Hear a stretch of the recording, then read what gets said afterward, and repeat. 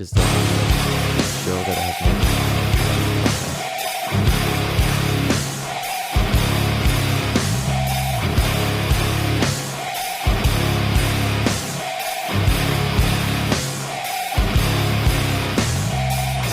Welcome to another edition of Masks, Mats, and Mayhem. I am your host, Justin Harvey. You can find me on Twitter at JustinHarvey75, or you can email us at mmmshow75@gmail.com. Oh, there's an email address. Wait, and my phone is ringing. Is it somebody important? It might be the President of the United States. No, it's not. Is it the Vice President? No, who is the Vice President? Is that still Biden? It's Joe Biden. Still? So far. I'm surprised. A lot of people thought he was going to be the next president. People didn't think Obama was going to make it. Because there's a lot of people who don't like black people in the country still. I'm not saying that. I'm just implying it heavily. I don't think that's a secret. Well, yeah. I'm sure there's some people that tried. And he's not black technically, by the way. My name, by the way, is Byron Turk. You can find me at Byron Fever on Twitter and Snapchat, and I'm on PayPal. Find me on PayPal. And send him money. Yeah. But on that subject that we're talking about on the show, I saw on Reddit recently, there's this old dude who got in a lot of trouble, arrested for a few things. He was buying land and fixing up houses and trying to fix up houses and sell them or put certain types of people in the houses to create sort of a specific same thought process neighborhood. Same thought process neighborhood. Okay. Yeah, I like this idea. He was fixing up houses for nice white folk. Gotcha. And he was trying to just buy up pretty much this small rural town. I think this was in South Dakota, perhaps, and then try to just fill it with racist white people so that they could all create your own army. And then that he got in trouble. He got arrested, and now he's trying to do it again in, I don't know, Illinois or some other state or city. Well, I mean, look, I don't subscribe to that fundamental thinking, because if I had a community, it would be crazy people and wrestling fans and video game addicts and people who watch too much television. Yeah. And who have interesting shoes. So I don't think my community would work very well, because somebody has to like farm and go to the store, and my people don't do that. But yeah. But so I don't subscribe to the idea. But at the same time, like, why would that be illegal to try to get people that are like-minded to you, unless you're trying to form a militia? Well, this guy is the self-proclaimed most famous racist in the country or world, and also he criminally harasses people who talk out against him. Gotcha. So he's been arrested, right? And so he's organizing, and they can get him for hate crime organizing and stuff like that. Yeah. Well, and by the way, like I was saying before, Barack Obama's not black. Everyone says he's our first black president. Yeah. First of all, he's one of my people. He is a half-breed mulatto like myself. Oh, I'm glad. So I'm he's glad our you said first. it. He's our first mulatto president. He's our first mixed ethnicity president. He's not full 100% black, nor did he ever necessarily claim to be. I mean, they called him Barry in college, for Christ's sakes. Well, he's. I guess he's a lot more progressive in that sense than.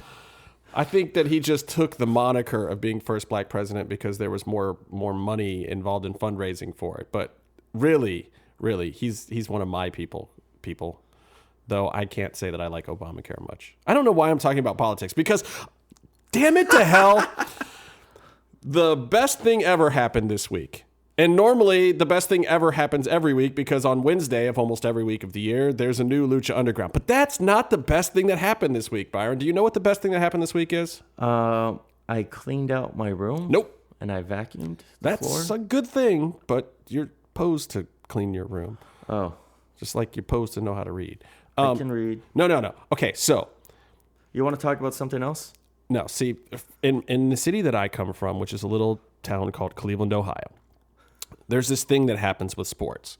People take the word "the" and then they put it in front of another word, and then it describes whatever tragic, awful thing happened in sports that day in Cleveland, like the fumble or the drive or the shot. And mind you, Cleveland was on the wrong end of all of these things. The decision when LeBron James decided to go to another team and totally half destroy my city, there was a whole TV show, a highly rated a hit TV show. He made a lot of money all about screwing over Cleveland. Yeah. And then he went somewhere else and won championships. So we have like the greatest player from Cleveland ever is a champion. He's a world champion, except he didn't do it in Cleveland, and he still hasn't done it in Cleveland. He might do it in the next couple of weeks. It's possible. We'll see, because Steph Curry and the Warriors are ridiculous. They're like of course, the best team ever.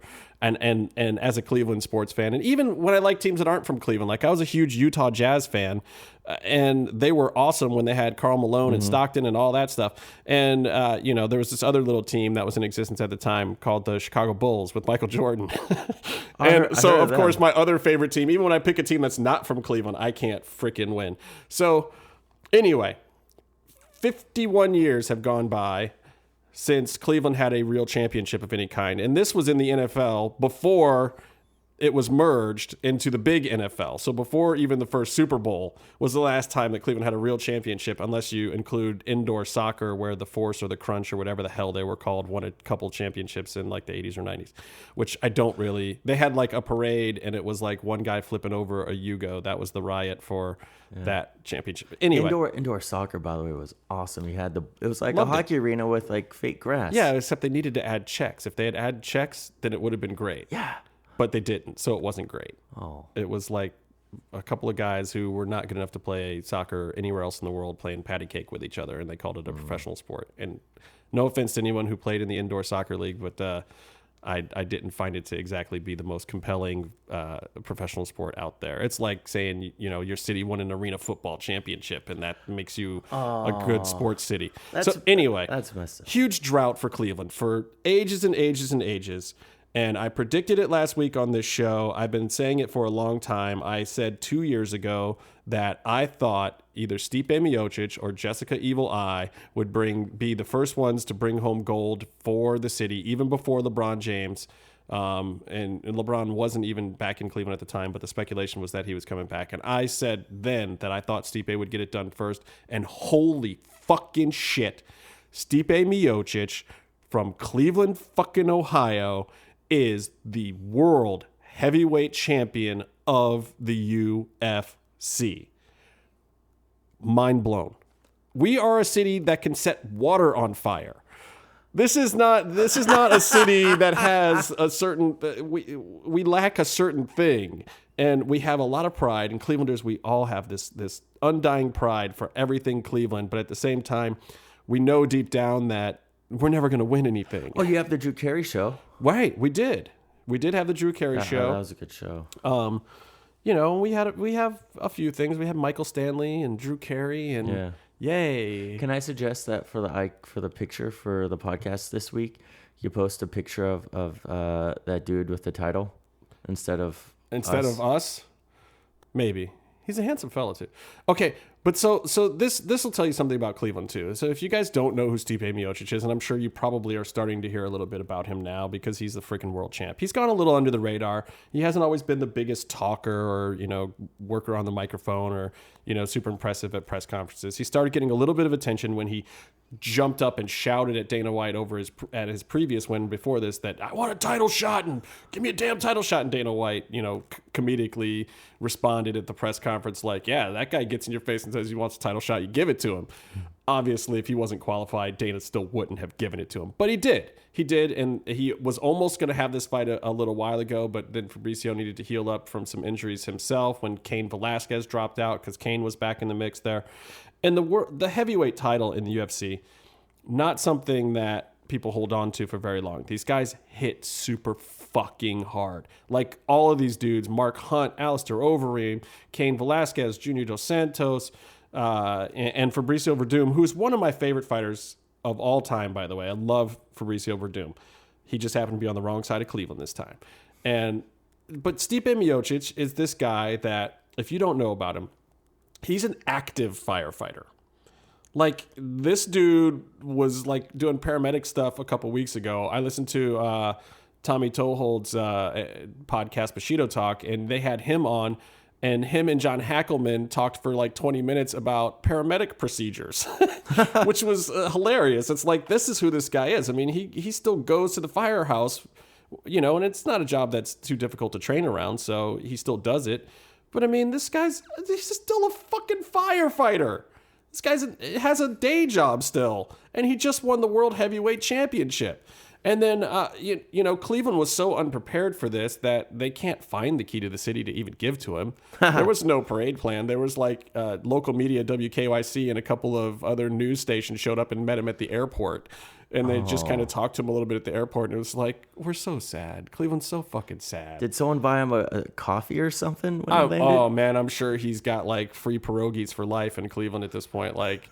and Cleveland is a very interesting town ethnically. There's a lot of Polish, and I believe he's Croatian. It's got this cool Eastern European vibe, and then there's a lot of Italians and blacks also, and it's kind of an interesting jumble because it was a very blue collar city, and a lot of the Eastern Europeans came over with a lot of good physical skills, especially in machining and stuff like that. So. It's kind of this weird, interesting town, and he's really a hometown hero. I mean, he went to Cleveland State University and played baseball. And then so you see pictures of him this week, and he's cranking home runs at batting practice with the Indians. Then he's sitting front row with the Cavs. And honestly, that was the real parade. He was at game 1 of the Cavs' current series with Toronto and got the hugest response from the whole crowd there. Came out with the belt. They gave him big props, and that was super exciting. Did he do the chalk thing with LeBron? No, that would have been awesome. Well, maybe he did. I didn't see any footage of it, and I wasn't at the game. But, okay. Look, people, this is a big, big deal for Cleveland. It breaks the curse. Everyone says that Cleveland can't do it. And given it's not a team sport, so no, the team sport curse is not broken. But hopefully, this is some inspiration for LeBron and maybe the Tribe, and the Browns could probably do it in 2027. See, again, Clevelander, I don't have a lot of faith in these things. Wait, that movie Major League wasn't a documentary? No. But it's funny because after Major League, the Indians did get good for a while. Like, Major League is about the Indians that I grew up with. I used to ride the train to downtown Cleveland by myself when I was like 10, 11 years old, back when you could still, there was a day and time when you could do that. Like, my dad would give me $12, $13. Yeah. I would go down, I would buy a bleacher seat at Municipal Stadium in Cleveland, and then sit wherever I wanted to in the park. You go in, you kind of walk over by your seat, you look at it, you realize no one else is sitting out there. Then you would just, circle back around down the third baseline, go catch some foul balls. This is what you did on a Saturday in Cleveland. And in a stadium that held 40,000 people or something, there would be 4,000 people there for a game. It was hilarious. We sucked so bad back then. And then, the Indians went on a run. But guess what? The one year the Indians probably would have won the World Series is the year that there was the fucking strike. They were a serious contender, and then baseball just decides not to finish that season and have a little strike and screw the Indians. And then they get to the World, they get a chance to go at it again, and then they get beat by an expansion team that had, a $1,000,000 thrown at them, and I won't even talk about that because this is how it goes for Cleveland. I was at the shot. I was there to watch Craig Elo get that fucking basket put all up in his eyeball by Michael Jordan. Just fucking, I was a little kid, so I was just like, I know what happened to the Cavaliers. Michael Jordan made you cry? I didn't understand. Yeah, Michael Jordan made me cry. He's a mean son of a bitch. I heard he was. Actually, I wouldn't know one way or the other, but I'll tell you what. On the court. That particular basket was real pretty, and against my childhood idols. So anyway, moral of the story is, people, always believe in yourself unless you're from Cleveland. And even then, sometimes it's just your fucking day. And that was Stipe's day. The fight itself, I don't know what happened to Fabricio Verdum. And in fact, I'm almost sad for him. I still thought that Stipe was going to win. I had predicted the second round by TKO, but Fabricio is coming at him and just charging him, bull rushing him. And, Stipe just kind of puts a right hand out there. But when you have a guy that big barreling towards you, and if you could stop your momentum for just long enough and propel your fist forward, you have like this double impact thing. Because a lot of people were surprised that was a knockout. But at the same time, it's like, those are two colliding objects, and one of them is weaker than the other, being Fabricio's chin compared to Stipe's right hand. Like, come on, that dude hits like a Mack truck. He's knocked out some of the toughest son of bitches out there, and he's only lost twice, and even those fights were just like he was in them, So Stipe's a bad man. I hope he's right. He says he's going to hold on to the title for a while. We'll see. I don't know if that's possible. That's a tough belt to hold on to. I think statistically, no one's ever held it more than 2 or 3 title defenses or something crazy. Everyone thought Cain Velasquez would reign for a long time, and people remember Cain kind of reigning for a while, but he was out with injuries for half that time. Yeah, he was hurt the whole time. Yeah, so it was like he was fighting once every 1.25 years. So, yeah, it seems like it, but he had like 2 title defenses before he dropped it. Wasn't there an interim champ, too, during his thing because he wasn't fighting? I mean, and the belt's gone all over the place, but nobody's really solidly held onto it. People think Brock Lesnar held onto it for a long time. He didn't. He had the diverticulitis or whatever. Yeah, he got kicked in the liver too many times. So, anyway, basically it's an amazing thing, and I'm really proud of my home city. I'm very proud to be from Cleveland, and even more so now that we have a world champion in my favorite sport. So congratulations to Stipe Miocic. Other fights that were on the card, and I'm just going to talk about this really quickly before we get into Lucha Underground and kind of get some of this MMA stuff out of the way, because it's just, I've been stoked, man. I woke up the next morning and I was like, did that shit actually happen? And then I went to Lucha Underground to celebrate with a bunch of friends of mine from Cleveland, Charlie and Will. Big props to those guys who came out to Lucha Underground and hopefully had their minds fucking blown. I think, I'm not going to spoiler anything, but no spoilers. I will say that their favorite luchadors, I think, after that were, who'd they say? They liked Morrison and they liked... Morrison? Yeah. I will say this about Johnny... Kulo. I will say this about Johnny Mundo. By the way, say Johnny Kulo instead of Johnny Puto. Yes, it's official. Even Vamp has chastised the whole crowd now publicly to not say Johnny Puto. Johnny Puto is done. They can't get it on the air. I don't enjoy booing anyone or giving someone the finger or yelling as loud as I can. Fuck you, Johnny. Go fuck yourself.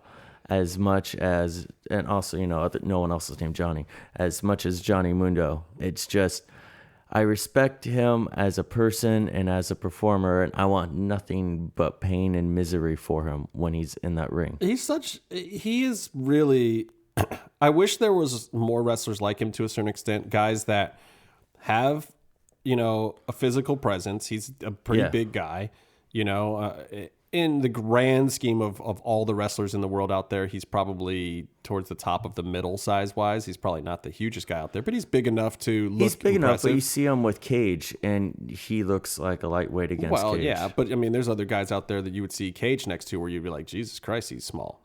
Some of these guys are just really, really large people.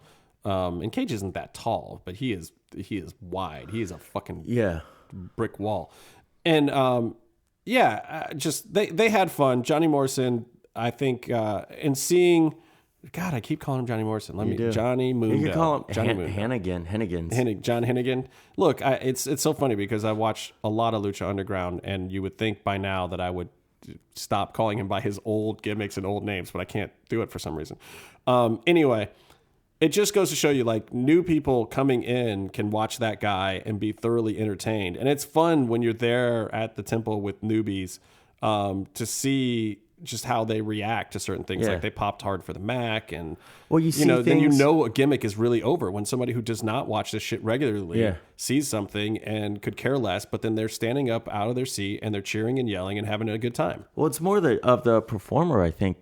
Like, the gimmick is cool. Like, you have to compare a little bit of the show this week and a little bit of the non-spoiler performances that we see at the tapings. You have Cage come in. He has his story. He has his gimmick. He comes in, but he's still kind of... He on this episode, I'm not saying that's where he's at now, but on the episode when he taped, he didn't fill in the blanks. He didn't add nuances. Right. And maybe they just didn't show it in the edit, but things like his performance in The Office, he hit his marks and nothing else. And in the matches, he hit his marks, but nothing else. But then you have a guy like the Mac, he hits his moves, and then he'll play to the crowd like you pose, right? He gives it, but he then puts a he little does stank on it. But he does his facial expressions. He does all the in betweens. He doesn't go A to B. He doesn't do A and B. He goes from A to B. Well, and that's really the difference between the writers getting you over and you getting yourself over, in addition to good writing. And Johnny Mundo, he's not the cool heel. And he absolutely could be. He could be one of the most over people. I think the guy could inhabit any version of a wrestling storyline or character that you wanted him to. I think he could go full on babyface. I think he could go ultra heel. I think he could do a tweener gimmick if he wanted to. But he's going full on heel. Like he's disciplined. He does the things where he's doing the moves, and then in between the moves, he works the crowd, but not like big for the camera, which is great. He'll just turn his head and be like, "Shut the fuck up." And the Lucha crowd too is a crowd that if they like a Rudo, they will pop for a Rudo. I mean, Pentagon through the first season is evidence. It's like, I hope to God the writers at Lucha Underground were not trying to make people actually hate Pentagon, because he was doing the most heel shit ever and breaking arms, and the whole crowd was like, rip their arms off. We love it. I mean, the most heel Pentagon ever was when he was about to break Sexy Star's arm. And that wasn't even 100%. And everyone popped for it. Most people popped for it. Yeah, I mean, people popped for the save, but that was the most heel he got, and it still wasn't full. Well, yeah, so they liked Pentagon, and then the other stuff that Charlie and Will, and I'm giving you guys a shout out, the other stuff that those guys liked was stuff I can't talk about yet, because I don't know if they're, I don't even think they're characters that have debuted yet. They like the person and also the thing that happened. Yeah. So note to everyone out there, basically what I'm telling you right now is this is how Cleveland celebrates. Me and all my friends from Cleveland that live in LA, we celebrated our big sports win by going to Lucha Underground. MMA, just wrapping up a little bit of stuff, because it was a kind of big week. Cyborg debuted on that card too, and Leslie Smith complained that the stoppage was a little early. Maybe it was, but it doesn't matter. I mean, Cyborg was clearly winning that fight, was clearly going to win that fight. She can complain about when and where the actual decision came down. But, and I think Leslie's great, and I love the Scrap Pack, and I love their whole mentality, and they're just a group of crazy, sick fighters. But, yeah, I think she lost that one. Jacare Sosa, oh, my God, this dude is just beast, man. He took care of Vitor Belfort, and he's back in the title picture. He had a little bit of an injury stemming out of that, which comes into play because the other news that happened this week was Chris Weidman fell out of his title fight here in Los Angeles, which I was planning on going to, with Luke Rockhold. So there was a lot of chatter for part of the week with people trying to figure out who would be the replacement, if there was even going to be a replacement, because that fight's at the time was 19 days away, and it's like 16 days now. Michael Bisping stepped up, and after his big win over Anderson Silva in London, which was a close fight, but I thought Bisping won it. And I didn't know, a lot of people were claiming that it put him squarely in title contention, but I think that's just the sentiment of wanting to see Michael Bisping actually get to fight for the title. He was ranked, I think right now, number 4 behind Jacare and Vitor, and Yoel Romero's still kind of out of that ranking right now because of his weird positive test for something that he didn't really take, which is another bizarre thing that I haven't really talked about on this show. He just took a supplement, and the supplement had a banned substance in it, but that it wasn't known that that supplement had a banned substance in it by anyone, which is such a weird thing. Mm-hmm. But so he kind of pleaded no contest kind of thing or whatever, and just served out a really small suspension, and they investigated and they found out that basically he's right. So regardless, rankings wise, Bisping was kind of in the mix, but not at the top of the list. But as you go down the list, nobody else could take the fight. Bisping was willing to do it. Him and Rockhold have some legit beef. Bisping's still not happy about how their previous fight went down. So here's his chance. Here's his chance for the belt. Here's his chance to get some redemption at Luke Rockhold. It's a pretty big deal. The other thing that I mentioned before on that card now is BJ Penn versus Cole Miller, which I just hate that fight. I hate the idea of that. BJ Penn's old. He's coming back. He's kind of on the borderline of being in this Legends bracket. But seeing him fight a guy like Cole Miller that has like double his reach, I just don't like the fight. I'm not. I want to see BJ come back. I thought the Dennis Seaver opponent was way better. I thought that would have been cool. But this Cole Miller fight, I'm kind of like, not really excited about it. Yeah. Well, I'm just kind of a casual fan, and hearing that BJ is gonna fight again makes me cringe a little bit. But when it's a guy like Dennis Seaver, who's also getting up there in years, who's also kind of like trying to reestablish himself, when it's those two guys and it's like, okay, let these two guys fight. Let's see if one of them still has it. And even if BJ was to lose to Dennis Seaver, it would just be like, okay, BJ doesn't still have it. Dennis does. Cole Miller, he's been around for a long time, but he's not, he's not in his twilight of his career, I don't think, like BJ or even Dennis Seaver. Yeah. And it's just like he's fighting a younger, longer, faster guy. I mean, maybe this really is a great test for BJ, because if he can beat Cole Miller, then I guess he really is still just a good UFC fighter. So we'll see. And we'll see what kind of BJ shows up. He's training with Greg Jackson and those guys out, Jackson Winklejohn's in Albuquerque now, which is, by my estimation, one of the best, if not the best, fight camp of all time as an overall group. We'll see.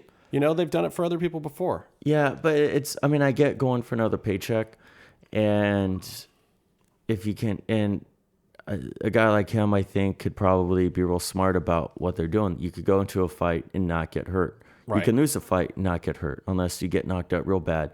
You're not going to get, your arm broken or anything. You're not dumb enough to stay in a hold. But there's a difference, I think, between sticking around like Tito or even Ken Shamrock or now I'm blanking on the name. I'm completely blanking on the name now. It's embarrassing. Well, so but it was Couture stayed around for a long that's what time. I mean. Yeah. But he still competed with dignity. Yeah, the problem is, like, and it's a really sad phenomenon that you don't get in other sports. And I was thinking about this the other day. It's like the older guys in MMA, they become these superstars because we've seen them have these great fights, and they work their way up, and then they have their names. And this happened to Jens Pulver even. But then it gets to the point where people only want to see them fight the top 10% of the guys in their division. And the sad thing is they can beat the other 90 all day long. They can beat the majority of people in the sport. They're still like performing at an A- level. The problem is those last two guys that are like the 95th percentile and up, they can't beat those guys anymore. They're 10 years younger. They're faster. They picked up a few new techniques. The sport's evolved a little bit. So there's just a handful of guys out there that can beat them. Chuck Liddell was probably even like that.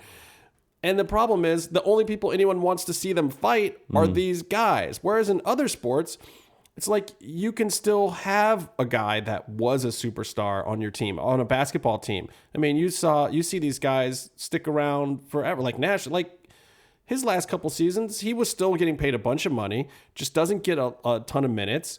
They play him more selectively. They can still go out and perform and showcase and show off, or maybe get into the All-Star game or whatever. Yeah. But they're not like when they were in their prime, but there's still a place for them. MMA is just a cruel sport that way. And it's like, it's almost like careers are backwards. We should be pulling these guys back down into the middle of the card later in their career and fighting guys who aren't the top guys. I mean, I think it's one of GSP's things now. GSP, they've been trying to get him to come back forever.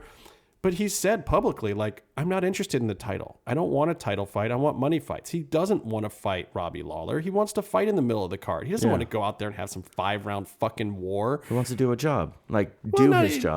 But he still wants to show he's good. He still wants to show that he's one of the best in the world. He wants to really compete, but he wants to compete at a level where it's not the end-all, be-all, And when these guys get later in their career, I feel like they should be afforded that opportunity. Like, I didn't mind Shamrock and Gracie having a fight in Bellator. It's like they're both old as fuck. Let those two guys fight each other. So anyway, that's just kind of my thoughts on it very briefly. The other big thing that will not go away in MMA is this Conor McGregor, Floyd Mayweather thing. Floyd Mayweather is out there now saying, the only person I will fight, the only person I will come out of retirement and fight is Conor McGregor. Now you have to start listening, people. That's real.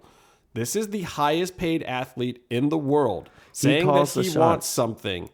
And And it's not just about him calling the shots. It's about the fact that there's a lot of people that are around him and a lot of people that stand to benefit greatly from doing this now. Yeah. And when you start talking about that, it becomes a different story where even Dana White protecting Conor, or even if Conor didn't want to do it, people have to start listening. I mean, the city of Las Vegas and the state of Nevada stand to gain millions from something like that. So Showtime, if they get back involved, even the UFC, if they did a co-promote, Conor McGregor, even if his paycheck is minuscule compared to Floyd's, it would still be his biggest payday ever. So, believe me, people, it's real now. It's not necessarily real in the fact that it's going to happen. It might be hard to work out, but Floyd Mayweather saying that he wants it.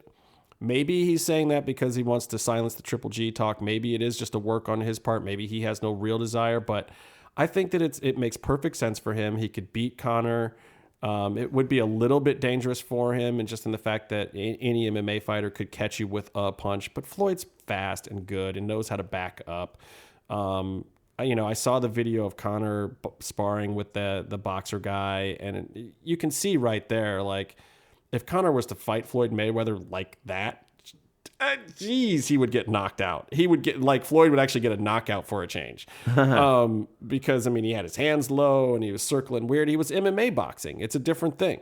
So, who knows, with a couple of months, maybe Conor's a superb athlete. Maybe he could come around. But let's face it, he's not a world-class boxer. He's a world-class MMA striker, which is a completely different thing. Floyd knows that. Everyone knows that. He has a fighter's chance, but that's it. So if Floyd wants it, everyone has to start listening to a certain extent. So believe me, conversations are happening. Dana White's supposed to meet with Conor this week. Maybe by the time we're even done recording this, there'll be some news out there about what came out of that meeting. I haven't heard or seen anything yet. It happened here in LA. They went to dinner supposedly.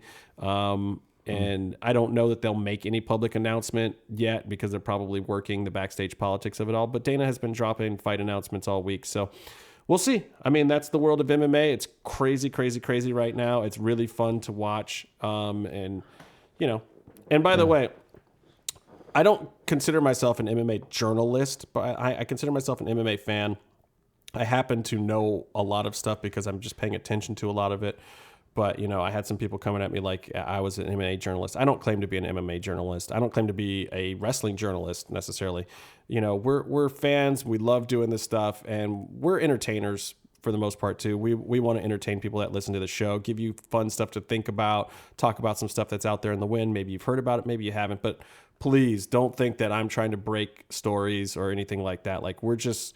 we're not reporting anything. We're talking about things that we've heard and things that we find interesting in these sports. So that being said, do you have anything to add about MMA, or can we move on? Because I got an interesting topic I want to talk about today. I will say that with the Conor and Mayweather thing, that it does, to me, it's coming across less of a thing about who can beat the other person up as sort of an exercise between one or both of them to prove their drawing power and to prove how big of a star they are.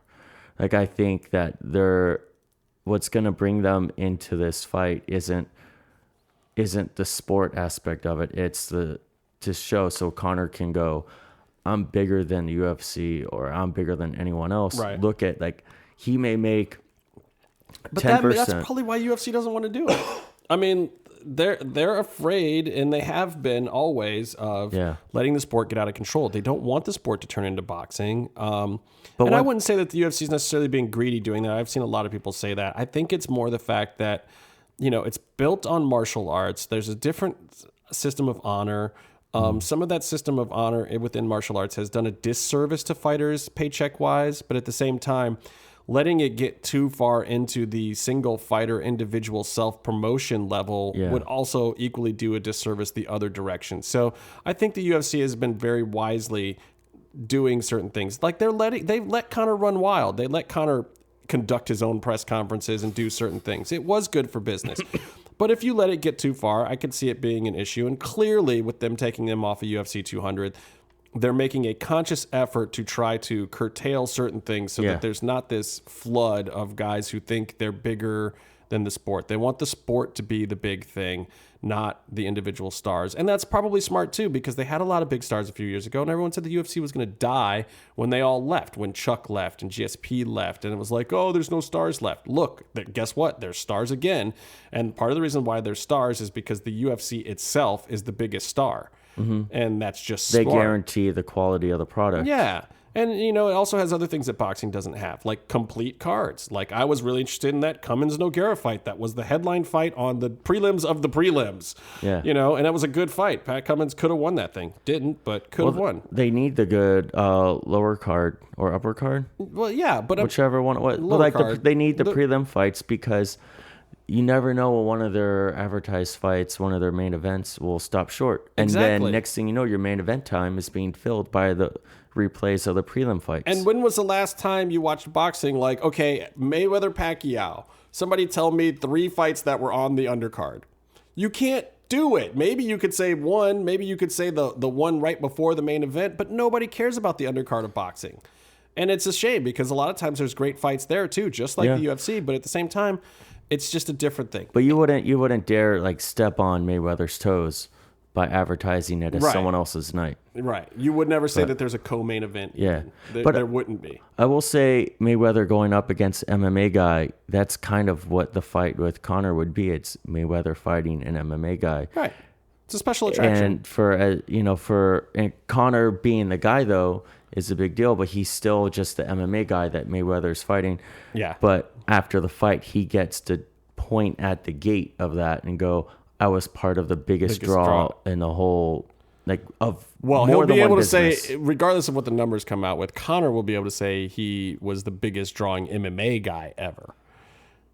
Because maybe it doesn't. Boxing, but both I'm sports. just but maybe let's say it doesn't break Mayweather Pacquiao, because it might not. Maybe it doesn't. Maybe what I think the level of interest isn't entirely what it is, but it will still be huger than anything any MMA fighter has ever done. It would still be the easiest way for Mayweather to get a check that large ever again, unless he was to fight Pacquiao again, or if he's going to start entertaining the Triple G thing. But I don't think he must be stoked that he can get a big payday without going against Pacquiao. Exactly.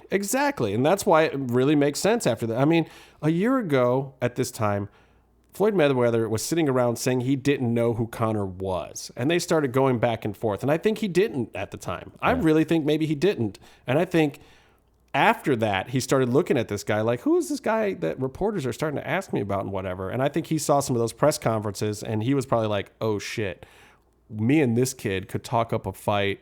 Yeah. Like we could do a work here that the actual fight would not even matter. Like, honestly, I would pay money just to sit in the press conference for Mayweather McGregor. I would probably be more interested in that press conference than the actual fight, because I'm pretty sure I know what's going to happen in the fight already. But anyway, I won't linger on it too long. But yes, people, that story is still going. I don't think that story is going to die. I don't think it's going to stop. So we're going to be hearing more about that one. Before we get into Lucha Underground's episode this week, I do want to talk a little bit about something wrestling related. Like, I had, I know various people that work various places, and let's just say some of them weren't happy with my comments about the EC3 thing. You want to talk about that for a second? I have a follow-up. Yeah, and we'll start there because I think it'll kind of naturally lead to the topic I want to get into. So, but I want to say this. I was a big fan of Impact TNA for a long time. And I don't disparage any workers out there or anyone who's working on a show at all. I know people put in hard work, and I know that people who are in the wrestling business, for by and large, there's not enough money in it for you to do it unless you really cared about it. I know people love this business. They love different aspects of it. They love different styles of it. So please only take my thoughts as an opinion about certain things. I'm not disparaging what anybody really does with their livelihood or their love or passion of the business. That being said, I have not thought that TNA was the greatest product as of late, especially since they moved to pop. I would say since Bischoff and Hogan came in. Well, I liked some of that personally, but I think I mean, I don't It's know. a repeat, but it was a repeat of something I liked the first time it happened. So Yeah, I'm a mark. What am I going to say? But I think they've put on some quality shows, quality episodes here and there. They definitely have very quality performers, but just in general, it's a company. It's the stigma is it's a company that you don't need to pay attention to. Well, so That's the stigma what's your about follow it. up with the EC3 thing? My follow up with the EC3 thing is I saw an interview he did, and there's some. I just saw some of the excerpts that they pulled out. He talked about, fairly objectively about how if when he got released from WWE, if he was in that position of calling those shots and doing those releases, objectively looking at his position where he was not really working so much and kind of sort Right. of He was a in little in limbo, limbo. and then like people come and go, and then the guys who he was their project or his guys weren't in charge anymore, so new guys come in. He would have let himself go too, and then he praises guys like Joe and Eric Young. He says all of the TNA guys in NXT WWE are doing great. They are. They are because they're except for Eric Young, like these are guys who were doing great before TNA. Like these are top of the indie guys. Well, but these are guys that graduated from Ring of Honor and TNA X Division when it was at its height. And they're doing good pretty much everywhere they land. Exactly. But he said all the TNA guys that have gone to WWE are doing great. And then there was another question about Damian Sandow. Right. And he goes, well, TNA has to hire, more or less. He says TNA has to hire him. But he phrases it like there's a lot of people who don't like TNA, who say bad things about TNA. Basically the contingent of fans that have this rampant criticism of TNA, they're fans of Sandow. Right. So they need to bring Sandow in, let him run wild like they did. Right. Like Just let him off the EC3. leash. Let him, because Sandow succeeds with anything that he's given. Let him do his thing, and that guy will bring in all the TNA naysayers. Which that makes sense. That's possible. That's great business sense, and everything he said was great. But the thing is, it's from a different perspective. It's not the TNA company man perspective. He's more or less their champ. He's their homegrown guy. I don't know if he has the belt right now, but he's not Matt Hardy, who came in and is lending star power. He's not Drew McIntyre, who is rebuilding his image, but he's a WWE guy. Drew McIntyre's a failed WWE guy.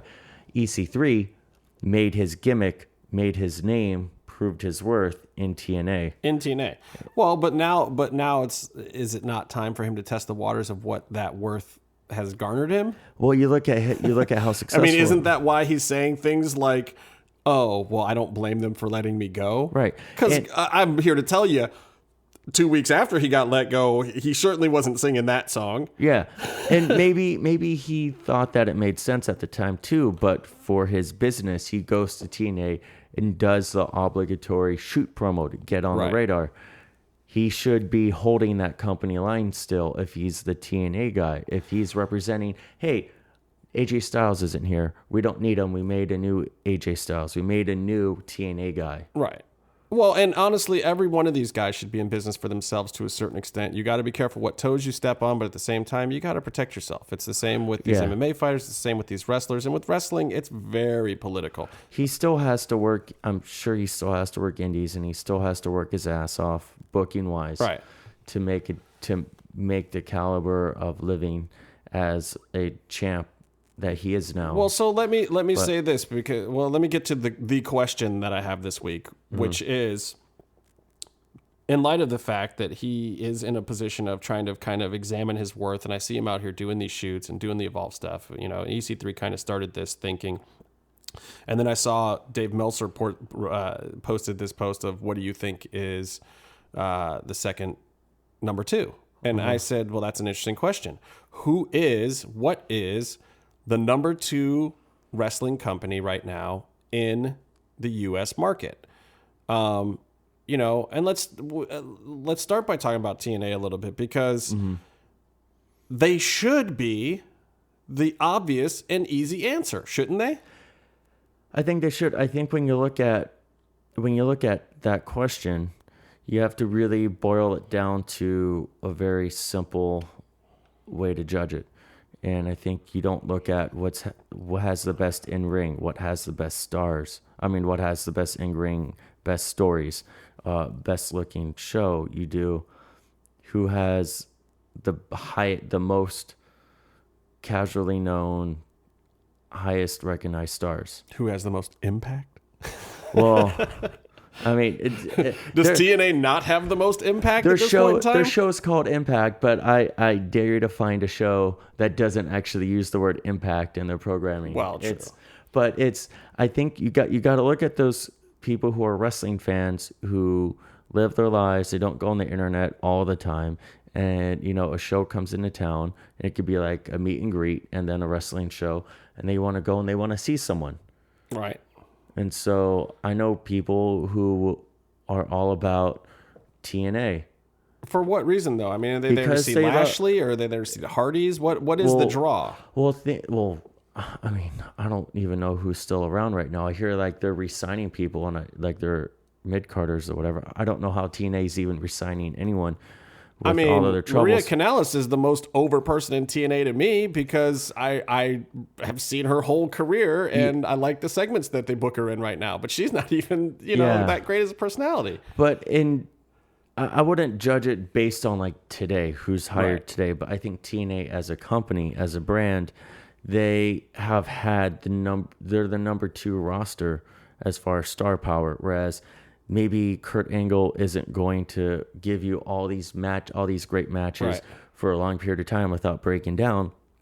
But I mean, send him to a signing. He's as part-time as half the WWE roster at this point, But he's a huge star. Absolutely. And when you go, Kurt Angle's coming into town, people buy a ticket. And that's basically what this business is.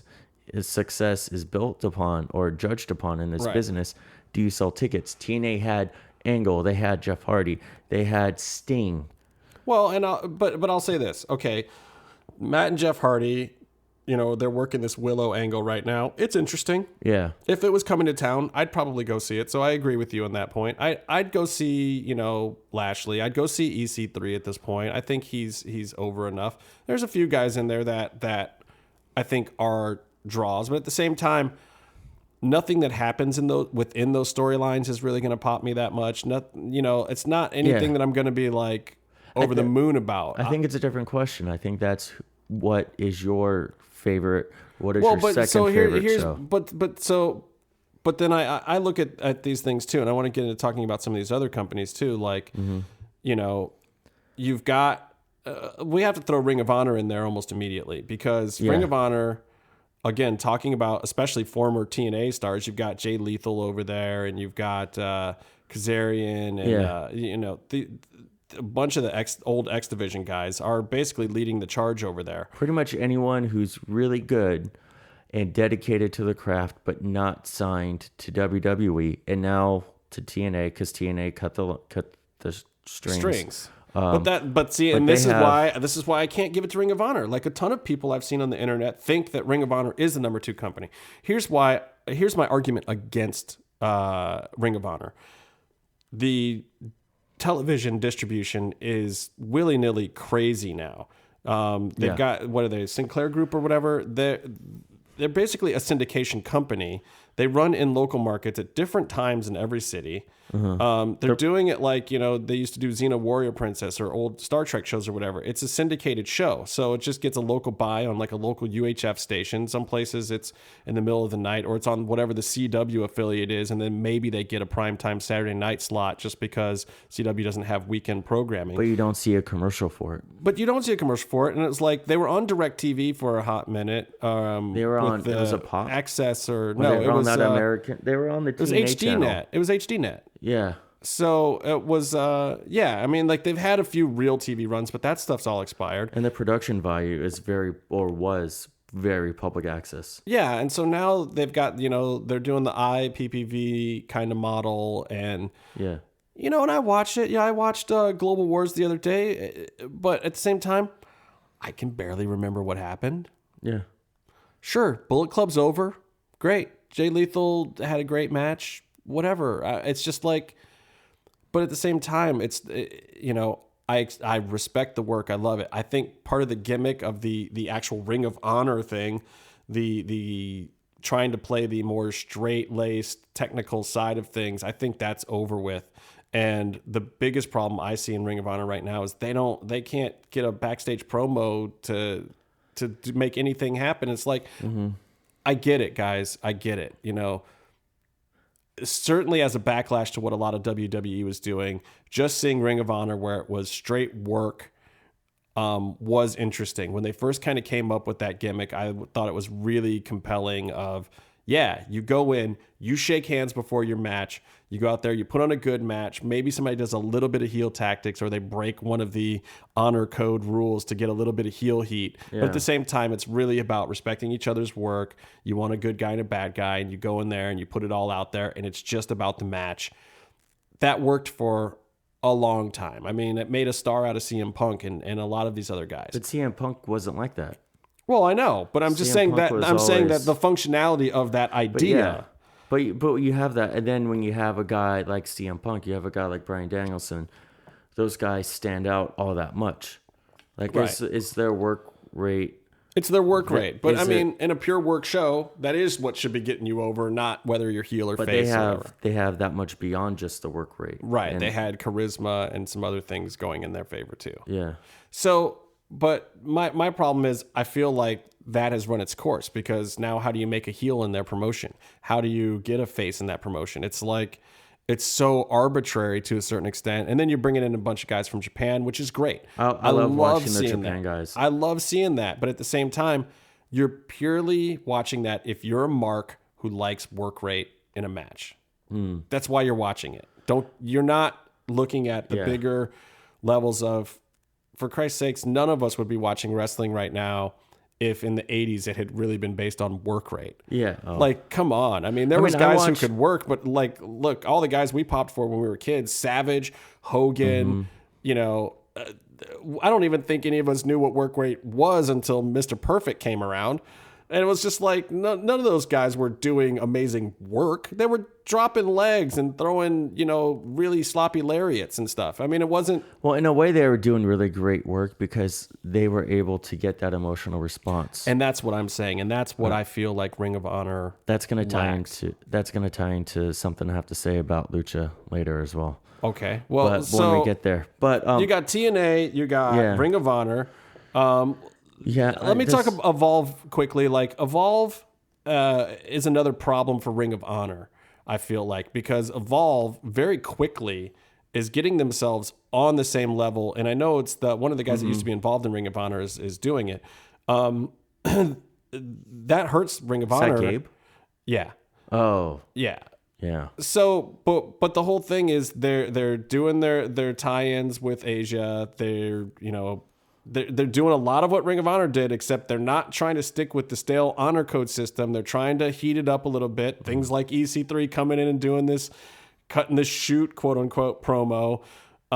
They're on the pay-per-view model, and they're catching headlines. People are watching. I heard more about their event in the last 2 weeks than I did about They got the Ring of Honor. WWE thing. They got the Global Cruiserweight Tournament. They have the ties to a big show now, whereas Ring of Honor has lost theirs, other than Japan. Ring of Honor doesn't have that WWE connection. So now Evolve, I think you're going to see in the next year, Evolve's going to do a lot of stuff. And because they have the tie-in to WWE, they're going to be the new farm league. They're going to be the new one that gets the attention, that gets the spot. Hopefully they get some of the production value. Yeah. Because they are a little lacking, and that is a little, Cablevision weekend show. It's hard to match. It's hard to match WWE production. But see, I don't think you have to. I mean, look, even if you look at those old ECW shows, come on, those guys had like 2 camcorders and they made a really good looking show, even when it was just a local public access kind of show and DVDs. Yeah, but it's like the lighting rigs and all that. I think that...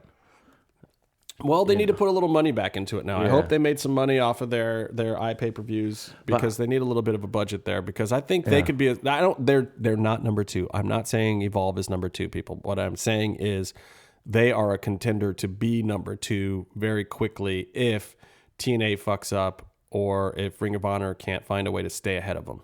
I would say to anyone who's up and coming and trying to make a living wrestling, I think they're all eyeballing NXT, and that's WWE. I'm not saying they're number 2, but I think what you do is you eyeball NXT. You have to get to NXT somehow. You don't need to succeed. You get on their TV maybe or not, but get in NXT for a while, and then that's you where can you go want to get to the like. rub. Then you make your contacts. You become legit as far as like you're in the game. You're in the big leagues. Even if you don't do anything, you get let go. It's in the news you're getting let go. Now you can go to TNA. You can go to all these other places, charge more. You got to build that hype train. Like Sami Callihan had kind of a failed NXT run. And now you see him on Twitter holding one of like the nicest independent championship belts. Yeah. Working every week. He probably works as much as WWE talent. And he's a like beast. a main attraction everywhere he goes. He's a beast. And that's what you got to do. And how do you get there? Or you got to know some people. How do you get in with that whole crowd? Well, now you got to go to Evolve. They have somewhat of a relationship. Right. That's how you're going to get on the radar. You never know if you have your match at Evolve and William Regal or Matt Bloom is behind the curtain. And there's other shows and that's too, part of the problem with TNA is that no one is coming to TNA to scout you for something else. I mean, look at how long it took even just like an AJ Styles to get into WWE. I mean, he wallowed at TNA for a long time. It's really it's just tough. I mean, it's a big tough thing. So he did go to WWE at the perfect time of his character development, and that was because of like the 2 years that he got in Japan. Like if he left TNA much earlier and then did his time in Japan and got to do like Bullet Club type stuff, that was a complete 180 of what he was used to doing. That year or two in Japan, I think, prepped him to be more well-rounded. Well, now, and I'll say this since you mentioned Bullet Club again, the merchandising aspect is something else I think has to be taken into consideration because where I see TNA at right now is I see them failed in the merchandising department, whereas Ring of Honor is moving some merch, man. They are probably number 2 in moving merch right now. Maybe between them and Japan. We're not talking Japan, are we? Well, but I mean, let's throw in the mix Japan. Do you feel like the American audience would see New Japan as a contender? I think it's very niche. Or even AAA. I mean, I'll throw them both in there. I mean, these are both huge promotions that have no trouble holding their own. They're huge in their home countries, but here in the U.S., are they real competitors even with what's out here in the U.S., or are they just a secondary function for wrestling smarks and people who are in the know? I think they're a niche product like Lucha Underground. I mean, Lucha Underground it offers wrestlers who aren't on American TV very high production value representation of their work, which is great for them. But they don't tour, they don't do shows, so I mean they're completely out of the question as far as like top promotion. What do you think? But New Japan and AAA, you look at it like they don't run their own shows in the States, so that also disqualifies them from being in the running. They're a niche program. The last time I tuned in to Ring of Honor was to watch Okada and Shinsuke. Right. You should watch Global Wars, by the way. It's worth it. I should watch it. Okay. It's a good show. It's a good show. But there's a lot of Japanese guys on there. I think worldwide, those are big time companies. Those are on par with WWE globally. Right. But in the States, they send their guys to American independent shows. Right. Which makes sense. And that's good, and that's good for all of us too. I mean, it's great to see you him. can have a breakout star like Shinsuke Nakamura that can come into the major U.S. promotion and be credible day one. Well, Shinsuke is better than anyone in WWE. Given he's maybe more the exception than the rule, but at the same time, there's other guys that it could possibly break through like that. So, you started to talk about Lucha Underground, and I'm going to throw Lucha Underground in the mix because Lucha Underground, I think, yes, it is a little bit of a super indie. at this point in time, similar to what Ring of Honor always tried to do, where they weren't really trying to step on other people's toes, but they were trying to be inclusive and give people a place to work, and they had separate storylines from what guys were doing in other companies. Lucha Underground is very much doing that model, especially, you know, if you don't know this already, they have ties directly to AAA. And it's a AAA project. Yeah, but they're also using guys from PWG and that are, you know, big indie guys and whatever. Yeah. But there's a different factor here that people have to take into consideration. And if you look back in time, I want you to go back in time with me to a little company called WCW. New Day, time travel, cardboard box. If you look at what made WCW work, it was Ted Turner. It was a guy who's just a wrestling fan who had made his name in lots of other stuff, and people thought it was the weirdest thing at first. People thought it was a joke at first when Ted Turner was going to get into wrestling, and they started off small and just doing whatever Saturday morning kind of kids cartoon kind of shows or whatever, and then it became huge to the point where they whooped up on Vince McMahon for a considerable amount of time. Given they threw a lot of money at it to do that. They brought in some of the aging stars that had big names. They turned Hogan heel. They did a lot of stuff that would have made a difference, but they did it, and they did it right for long enough to beat the shit out of WWE for a while, which no one in a million years ever thought happening, to the point where they beat WWE so good that it was good for WWE. Yeah. It was good for the entire business, this level of competition. Here's what I will say about Lucha Underground.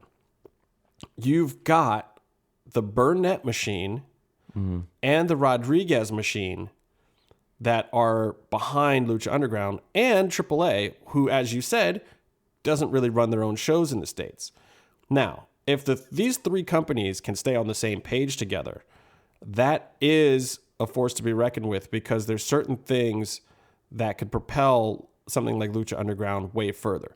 Now, the issue right now that I think Lucha Underground has, because they're by and large, their backstage promos are better than even WWE's, and the quality of what you're getting there. And you don't see a promo. No, it's their vignettes. They're movies. You're watching a movie script. It's all 100% in character. Yeah, and it's a completely new idea. It has a lot to do with the Rodriguez influence, I would believe, because even Krista Joseph, who came out of other wrestling writing, I don't know that he was the one who was like, let's do it like this. I don't know where the ideas came from. So, Chris, if it was you, I apologize. But I feel when I watch those, and even in the first season, as cheesy as some of the backstage promos were in the first season, you felt Robert Rodriguez's hand on it. It's like, this is something you'll see in an episode of Matador, one of his other shows on the network, or this is something from Once Upon a Time in Mexico. Like, this is some weird, crazy backstage shoot up angle thing where you're not even watching it for it to be realistic. You want it to be a crazy, ridiculous scene, like from Desperado. Like, it's guns in a guitar case, kind of ridiculous. Yeah. And it worked. And that's the thing that I think that they have behind them that some of these other companies don't have. Like Ring of Honor clearly did try to do something different, just like ECW had done something different. WCW did not necessarily do something different. They just did a bigger, crazier version of it. But it was still the same old tactics. It was turning guys heels in regular wrestling. I will say they brought in a lot of different type of stuff. They'd bring in, as they would sign just about anyone to come in and wrestle. They sound like Barry Darsow for some reason. Put him in 3 new gimmicks, but they'd bring in Japan, they'd bring in women's wrestlers, they'd bring in Japanese women's wrestlers. They brought in Lucha Libre. Even though ECW had kind of already done a little bit of that, but by they bringing did it on a way bigger they scale. They saw something cool in ECW and then they took it. They were like, oh, we can do Lucha Libre because they did it. Let's take it. Yeah. But that's the thing that I also see Lucha Underground doing right now. It's like you can take a guy like Morrison, make him into Johnny Mundo, which when I first heard it, I was like, he's in Lucha Underground? That doesn't make any fucking sense whatsoever. It's I expected to see Blue Demon Jr. and maybe a Chavo or somebody show up like that. I didn't expect, this guy who was a semi-big WWE talent that had been kind of off the radar and back in the indies for a while to be in Lucha Underground. I just didn't expect it. So you can take a guy like that, and then you can have guys like Tejano and Daga come up who have this strong style kind of thing. And then you can bring in sexy star, but then you can, I don't know. It's just, to me, and then you got all these guys coming off the indies, like Killshot and, and some of them I can't even mention because I don't even think they've debuted yet, but, and Marty, who came out of the WWE system and now is over there, as well as Ivelisse. It's amazing to me, and they get over. So I just think that in the future, you got to look out for Lucha Underground to be a real competitor. Maybe it's not today. But the marketing machine that's behind it, and with Rey Mysterio firmly in place now, and the amount of media that he's already doing, like every day I open up my Facebook and there is some retweet from Lucha Underground about some big media engagement that Rey's doing. Mm-hmm. He's doing all the press people, like maybe he's working a lighter schedule than some of the other guys in Lucha, but at the same time, his knees ain't what they used to be, and he's doing something else for the company that none of these other people can do. He is, and if you look at these other independent shows, is Rey Mysterio not as big as Kurt Angle? Yes, he is. I mean, they absolutely is. Former WWE champion. They wrestled each other. They headlined that show. Yeah. And, I mean, they were on equal footing. I mean, to an extent. What's Ring of Honor got that's on the level of a Kurt Angle or a Rey Mysterio? I mean, Rey's kind of a bigger star overall than Kurt Angle. Yeah. I mean, he might be at the least tied in the States, but in Mexico, Rey has an entire country that views him as a superstar. Even for wrestling fans in America, if you took Rey Mysterio to a show in Mexico and said, who's the biggest star on this card? Everyone in Mexico is going to say Rey Mysterio. If I took Kurt Angle to a show here in America and asked who the biggest star was, they're not necessarily going to say Kurt Angle, because you're thinking Triple H and all these other people who are still in WWE. He doesn't have the same identification level that a Rey Mysterio has. Career isn't as long as Rey's. Rey also, like Kurt Angle, is a good wrestler. Absolutely. Kurt Angle is one of the best ever. For a gold medalist, yeah. Kurt Angle and even Brock Lesnar are kind of as good as they should be. Right. But I mean, I'll put Rey given up their amateur there background. But Rey on an overall draw level, and maybe if you have Rey next to Brock Lesnar on a card here in America, Brock Lesnar still draws bigger. But that's why he's also still on WWE. He's still on the big show. Yeah. But I would say this, though, like Angle and Lesnar are as good as they should be given their amateur background. Correct. But Rey is someone who has surpassed all sorts of limits. He introduced a new style to the mainstream here. And he overcame his size of the mainstream because of it. Yeah. Overcame his size. Rey's changed the industry, whereas it's not like ever. Brock and Kurt Angle didn't revolutionize anything. He out-merchandised the shit out of both of those guys. Yeah. Like, is anyone out there buying Brock Lesnar's skull shirt? Not necessarily, but I see or hear of somebody buying a Rey Mysterio mask every fucking week. Yeah. Like, people are spending hundreds of dollars still on Rey masks. 619. 619. What's Kurt's area code? No one cares. Like, I'll tell you what.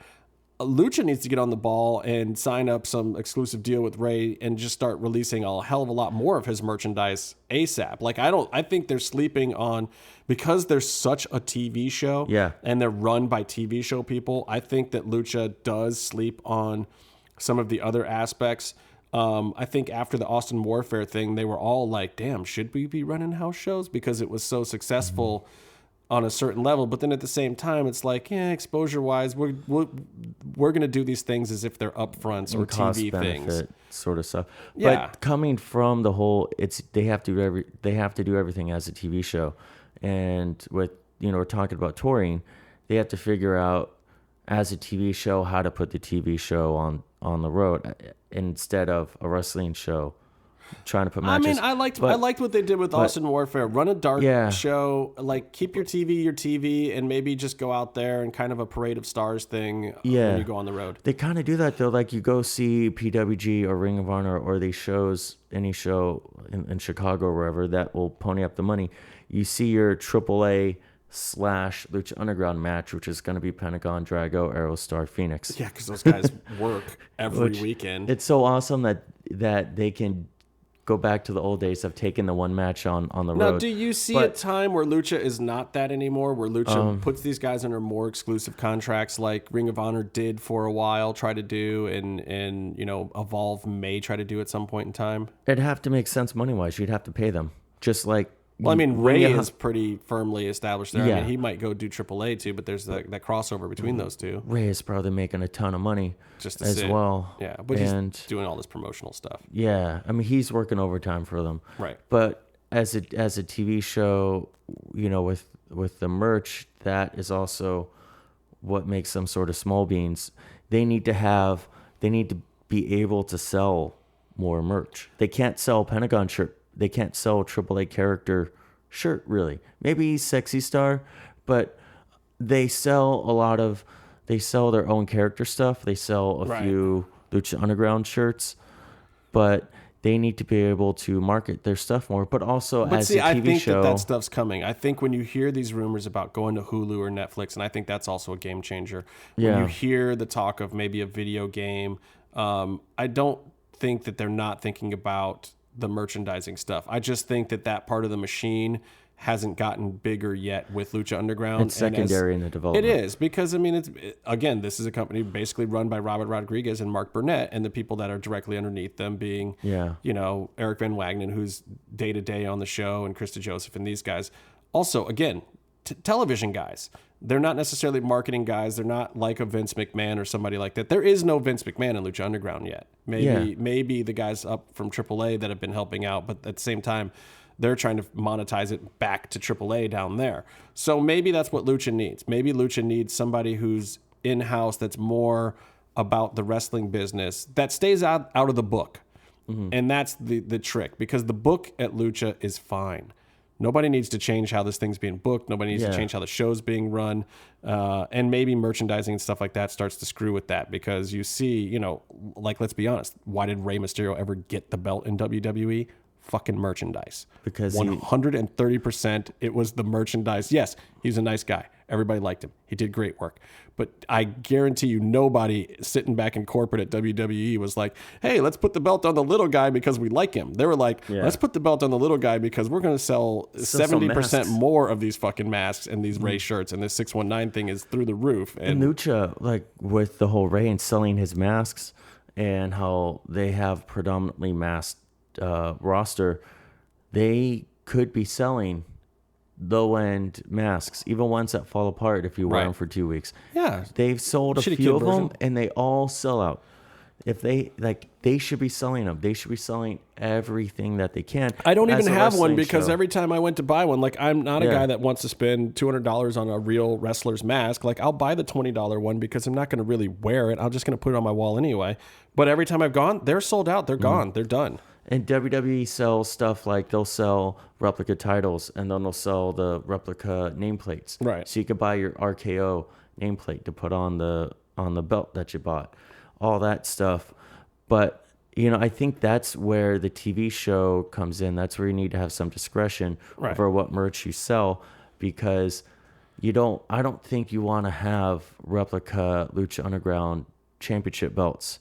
Right. You want shirts, you want the fans wearing their Mexico City masks. They get their $15 mask of Mil Muertes they can wear and show support for their guy. You want that type of environment, but you don't want to cheapen the symbology of their championship belt, of all their other belts that everyone's fighting for. But that's not necessarily how you make the most money off of merch. Well, and again, I appreciate Lucha, because I don't necessarily even think it's about making the most money. For them, it's about making the right money. What I really believe the strategy with it is, it's coming from the El Rey Network, and the whole goal is, if they can get Lucha Underground to create enough demand that people are asking their cable providers to get El Rey, because that's the reason why they're not number 2 right now. They're on El Rey. But that's where they should be, because that's what's allowing them to be as cool as they are. El Rey made the show. It's a fledgling network that wants more eyeballs, needs to get on more systems, and to be in your top 100 channels. Having a hit wrestling show that is kind of a live sports thing is a big step to doing it. Some of the other original programming is fine. The old movies is not going to do it. That's filler, and it comes at a fairly cheap cost for them. And believe me, they need more stuff like Lucha Underground. If they could get 3 hours out of Lucha Underground a week, they'd do it just like WWE. But let's hope they don't, because it's keeping the product good. Yeah. So to answer the question of what the number 2 promotion is, I think I have the answer. I think after talking You about have all your this, answer. I have the answer. Is it is it the new company you're starting No, up right it's now? not the and new company announcing? I'm starting right now. It's NXT. And I know that that's cheating, but I'm going to tell you why.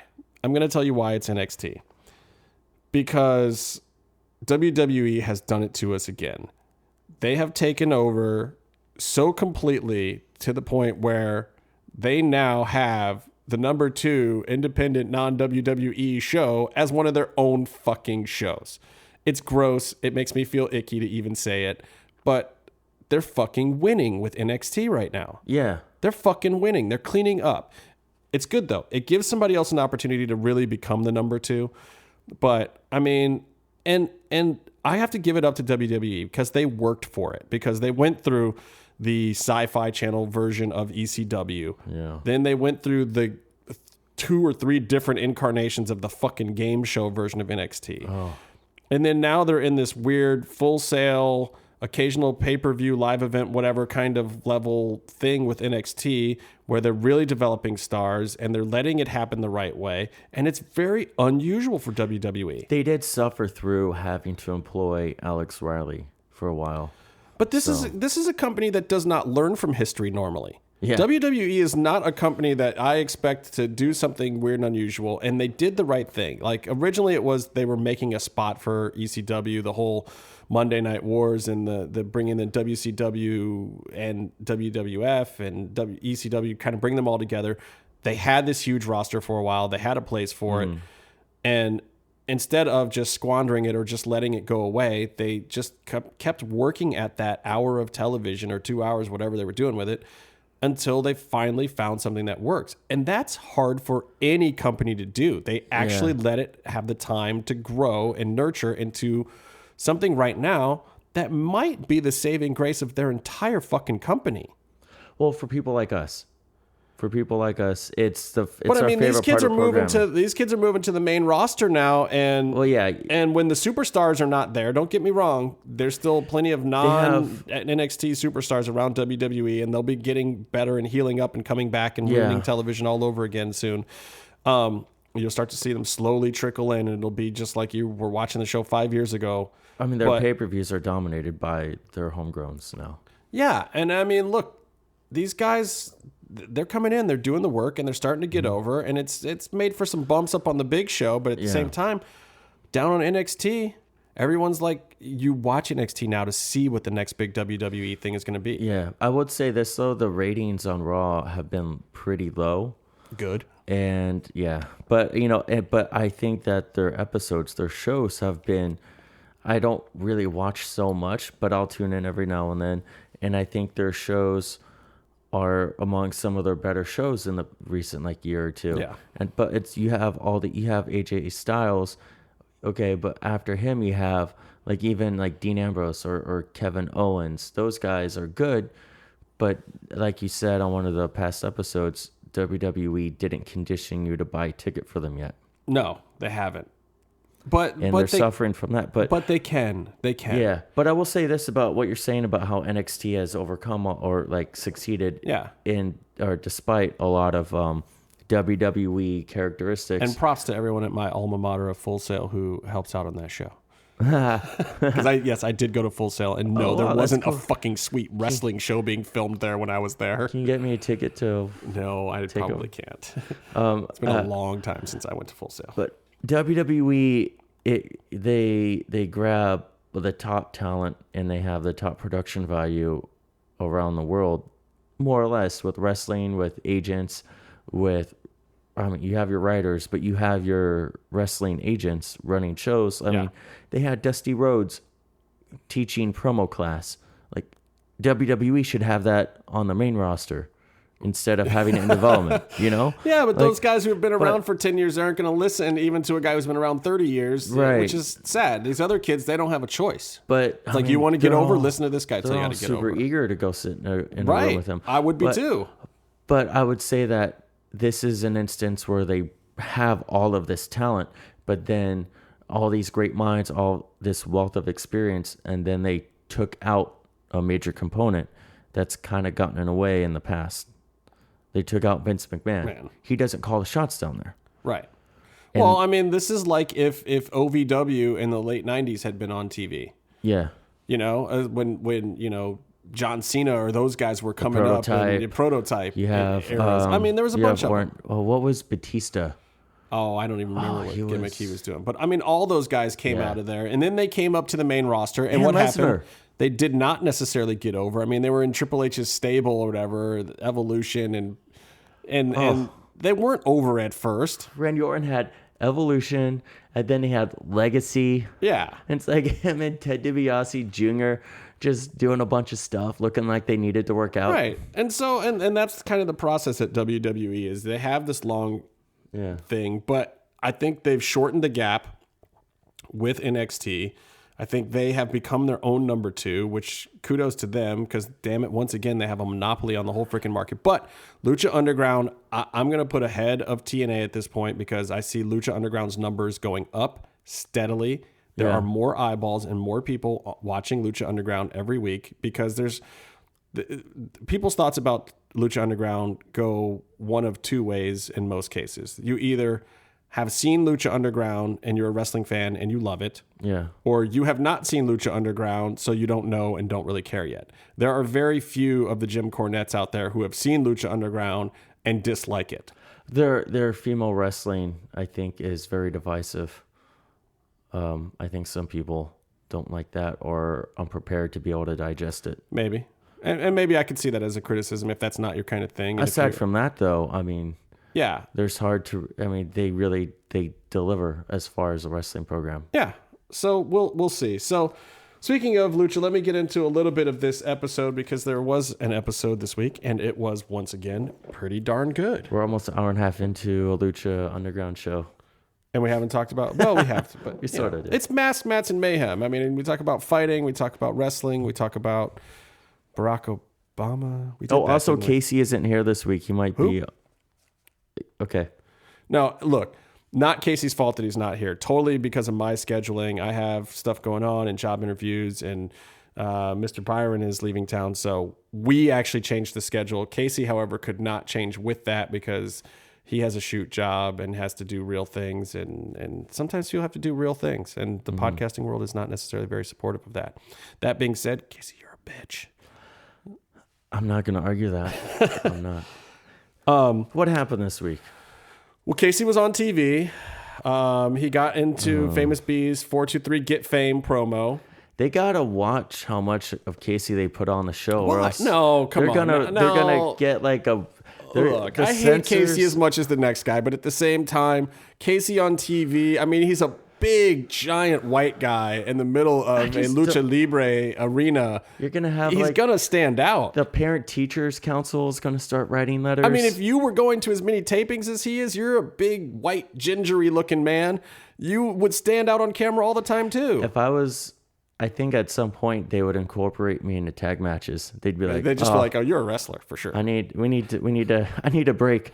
Go and take a couple hip tosses. Well, J Ray gets on all the time too, but that's because he looks like, Michael Jackson Thriller era kind of look. Yeah, he's all like, who wouldn't up. Put that on TV? I can't wear that many layers. I'm too big and I sweat too much. It's hot. Like I never get on because I'm a brown skinned guy in a Lucha Underground t-shirt. So I even though I'm, half black, half white and not Latino, I kind of fit the mold of everyone else who's there for the most part. Well, you coined the phrase a couple weeks ago. You're the wrong type of brown. I'm or the other type of brown. I am definitely the other type of brown that comes to the temple. There's very few of us. It's like me, Famous B, Kill Shot. No spoilers. That's it. That's like the whole roster of black people in the temple. Some people who work on the show. My buddy. Oh, Willie Mack. I'm sorry. Oh, sorry. Willie. Respect. Apologies. My apologies, brother. By the way, shout out to was it Stryker? No, Dario who said Return of the Mac. That we got to start that as a chant. That you'll see next week. I'm sorry. Speaking of chants, like Casey has been every week. He's like, "Oh, did the chant finally get over this week?" If you hadn't caught it, the machine got his official machine clap And it came through loud and clear. Yeah, people love Cage. He's the man. Cage is freaking over, man. So here we go. We're going to talk about Lucha Underground. What happened this week? Cage. Cage comes into Dario's office. And this segment, I really like this because it creates a certain continuity between this imaginary cinematic backstage thing. And this time, they flow right from those cinematic cameras, which I believe it's even different cameras or whatever. They went right out of that segment, right out the front door of Dario's office, right into the ring, because last week, Chavo stole Cage's medallion, and Cage was like, Dario was like, I don't give a fuck. Yeah. For the most part, but he's like, whatever. I don't care. But whoever puts it in the damn belt's getting a match. So if you want to go out here and bust the balls and stand in front of the whole fucking thing, I don't care. 7 people are putting medallions in that fucking belt. And whoever those 7 people are getting a match for this belt. So Dario just laid it out there, told the whole audience. And so now you've got a brick wall standing in front of the belt for Chavo. It's awesome how Dario is now behaving with Matanza as champ, and like he's in a room full of very expensive booze, so he's just, his cheeks are a little rosy, he's leaning back in his chair. This muscle-bound dude comes in, some guy stole my coin, and Dario's like, so what are you gonna, how's that my problem? Well, but see, Dario's smart because he just takes it right to the ring. Like, look, we have a place to settle these disputes, motherfucker. Just come out here. Here you go. Here's your chance. Settle your dispute. I'm out of here. Like, and honestly, it's like, when you think about it, there was no wrestling in this episode until 12 minutes in. We have this processional of stuff all around a belt, which is awesome to me because you are giving, you're making a belt in a wrestling company mean something when you do stuff like this, people. Yeah. And by putting this angle with Chavo and Cage into it and having foresight to build up to it for a couple of weeks, you're giving the belt a certain level of prestige where basically this whole segment, this whole gimmick is about the prestige of this belt and what it means to these guys. And that's a big, big deal in wrestling. Maybe it wasn't the most exciting thing on the show, but adding Cage and Chavo into the mix with this storyline, and Chavo was a great worker to do this bit, made what would have been, I complained the other week about the beginning of the Grave Consequences match and the processional because it paid off at the end with the Cuerno bit, but during the first part of it, I'm just like, I get it. Like, this is an Undertaker ring entrance thing. This is like, okay, it's a big spectacle or whatever, but it's not driving the story anywhere. At the end of the show, it did. And this one I liked because the whole time you're doing this big processional, and they were ramping it up and doing it nice and fast, but you're getting to the point of, there's an angle here. There's a gimmick. There's something going on. There's story. The belt means something. These two guys have an extra little beef in this, containing or pertaining to this ceremony. It was cool. It was cool, and every single person involved in the match also had a bit of character that they got. They didn't just walk up and say, "I'm here." They got to throw a touch of their character as they put the medallion in. Absolutely. And it's including licking the metal that had been on his dick, on his Johnson. Joey Ryan. What the fuck, man? Joey, dude. Sterilization practices, brother. There's this handy wipes. There's this clinic near my place, Joey. I should send you the but address. You can't give yourself an STD by. Can you? No, you can't. I think Joey Ryan could do a lot of things. Oh God, it's so. But it was really cool. Chavo stealing the medallion, and it helps show the importance of earning that medallion. And then, well, let's talk about the swerve here too, because look, Chavo, and this is classic Guerrero stuff here, and I didn't even really expect it somehow, which amazes me. Like, oh my God, how long have I been watching wrestling that I didn't even see this swerve coming? Where he's got, like an automotive washer in the bag, and the real medallion's under the chair or whatever. It's just like, wow, that's just. Like, that's classic shit. That's something that, Eddie would have done. And I love that Chavo's doing it. Just good writing, good fun little spot. And, nothing major, not a big surprise that happened. I loved it though. I will say that I thought Cage looked like a big dumb goof in this segment, just this isolated segment. Right. He looked like a big dumb goof. He had the same sort of half grimace. he beat up Chavo and then walked away. And then it's like, if someone took Cage's shot at the championship away from him, I would imagine him to be a lot more upset. He's gone crazier over less in the temple. Yeah, but see, this is Terminator 1. This is, I must kill Sarah Connor. Yeah. This is not, he's just directly, this is 101 programming. This is the T1 here. Yeah. The T1 version of Cage. And we'll get into the development. Skynet has not become this self-aware isolated yet. segment. Right. But you see the whole progression. It's at the beginning of the show. So we'll get into that because I think we see T2 and T1000 kind of happen in the progression here. I would have liked to have seen more of Cage, like vocally interacting with Chavo and talking a lot of shit to him. Yeah, but I mean, again, we're like 10, 12 minutes into the show with no action yet. So I think you got to kind of get in and out of it a little bit. Yeah. But that it also gave me faith because I felt like there was something coming. So let's go into this first match. Mascarita, Argenis, Cobra Moon, and who am I forgetting here? Who else was in this match? Daga? Oh, geez. Yeah, and I was going to talk about Did Daga. Cobra Moon try to lick his dick? I don't know what was going on there. Like, there is something going on with Cobra Moon and Daga. But before we even get into that, like, Famous B... Like Melissa, I just love Famous B grabbing the mic and like, Melissa, baby girl, I got this. Oh my God. I was popping so hard I was like crying. And then he says, what is it? Oh, I have this written down. I wrote a note about this. It was so good. Everybody and they mama want to get at me. So they can get that fame like Famous B. What the fuck? Oh my God, that was just so good. Everybody and their mama. Everybody and their mama. I don't know who's having more fun than Famous B in the temple right now. Dude, the best job in the temple, hands down. He's a manager that has a valet, and he's got this thing going with Mascarita, and you know, he's trying to put Mascarita in these matches to get him over or whatever. Who cares if it's winning or not? Famous B is getting fame left and right. Like the fame ringside. He's like old, like Colonel Parker, like all over the place. Like, It's amazing. And by the way, people, if you didn't catch it already, go and listen to Last Real Heels. They had part 3 of an interview with Famous B this week. Shout out to the Heels and Famous. Is a must listen. There's some funny shit that goes down in there. I'll just say this, like any podcast where where a wrestling talent is telling the host of the podcast that they need the Uncle Jesse haircut from Full House, is something you just need to listen to yourself. Like I can't even do it justice.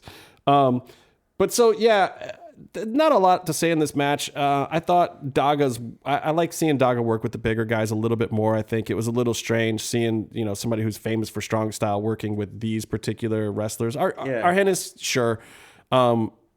Cobra Moon and Mascarita's work together, however, was fabulous. Like those two killed it together. But what did you think about this weirdness at the end with Cobra Moon letting Daga go over and kind of flirting with him? It's weird. I mean, clap, clap, hiss, give me a kiss. What was going on there? I mean, Cobra Moon, her gimmick is awesome. Her character is really cool.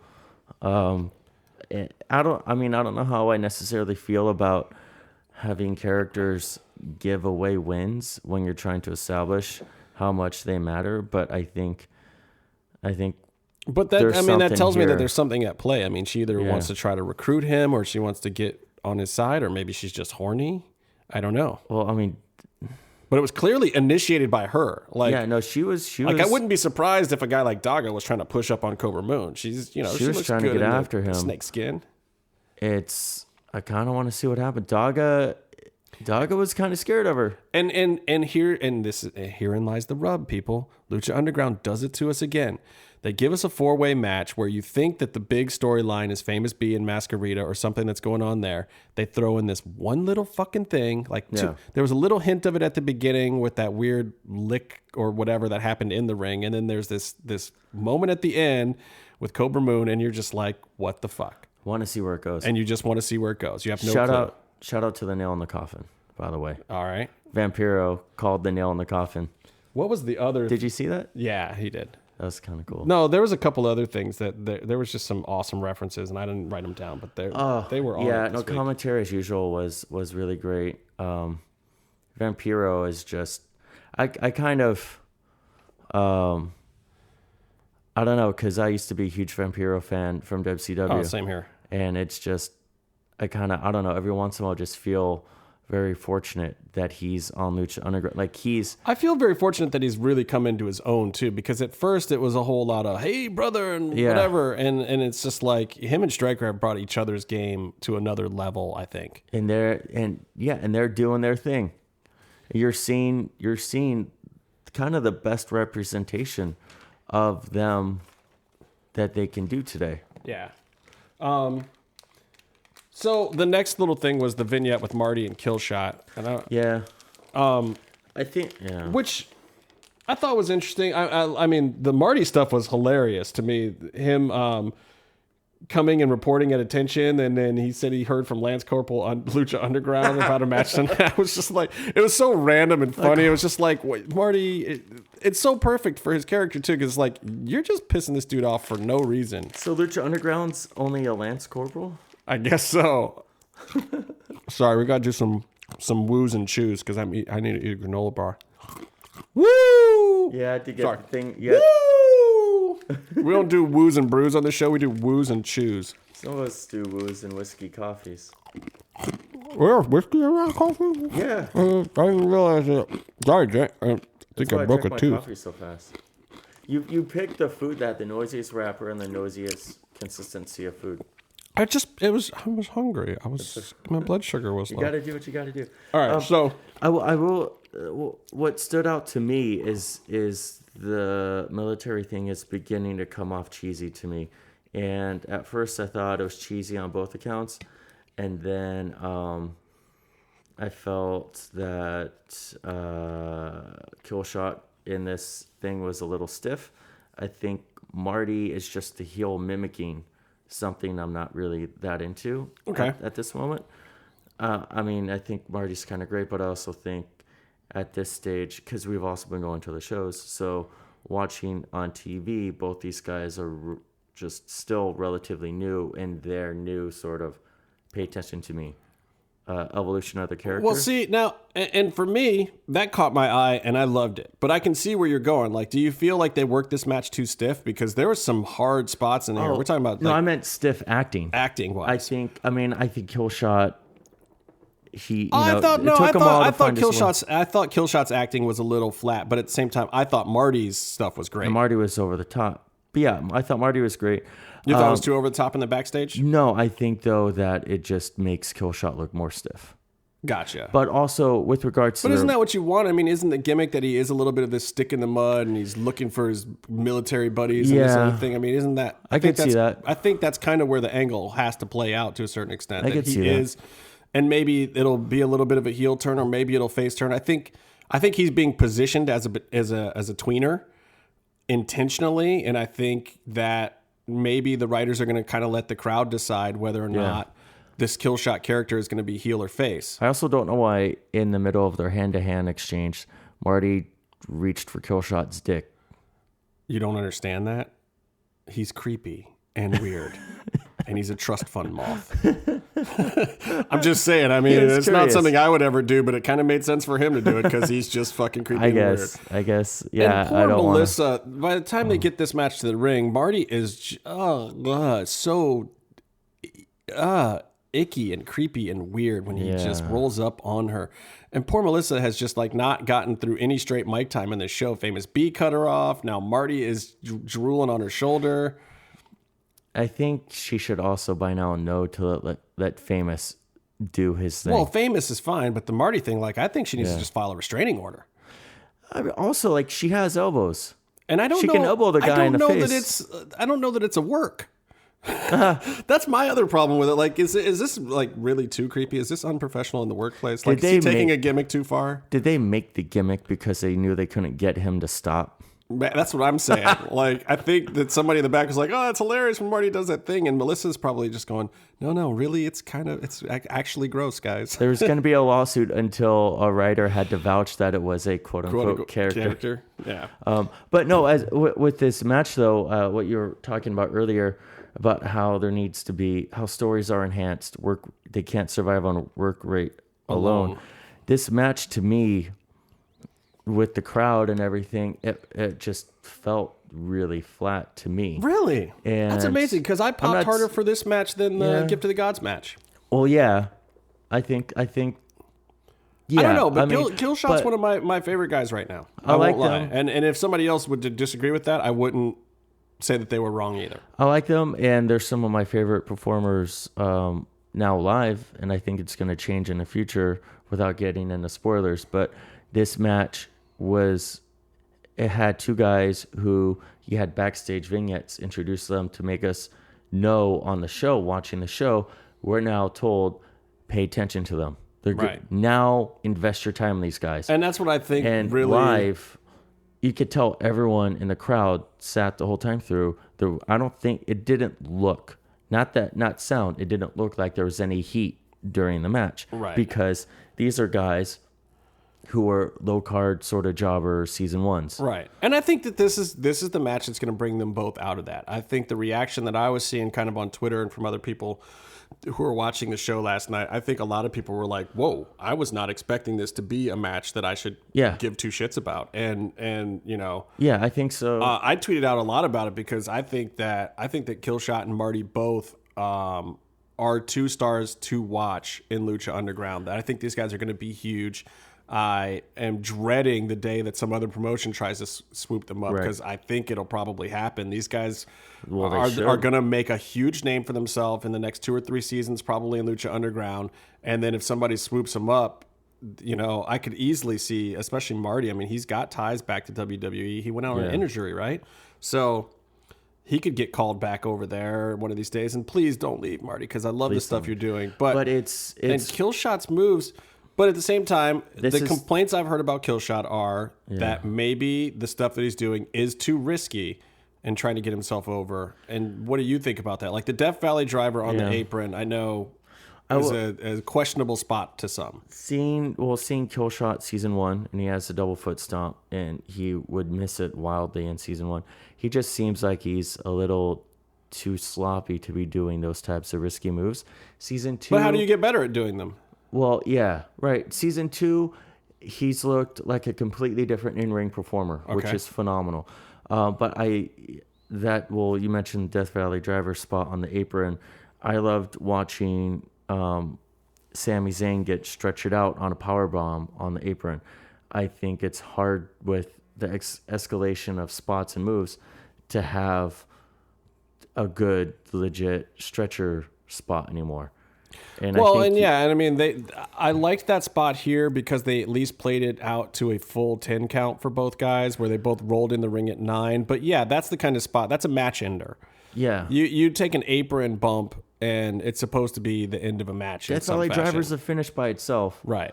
You do it on the apron. That's a criticism I've heard about Lucha Underground in general. Is that you'll see a lot of matches that'll end with 10 finishers in a row before something sticks. Well, there's a lot of kickouts at the end and a lot of big pops. And sometimes in a big match it makes sense, but that maybe Lucha Underground overuses that stuff in smaller mid-card matches too much. Yeah, I could see that. I think that's also Japanese style where it's more about beating your opponent down instead of hitting the signature.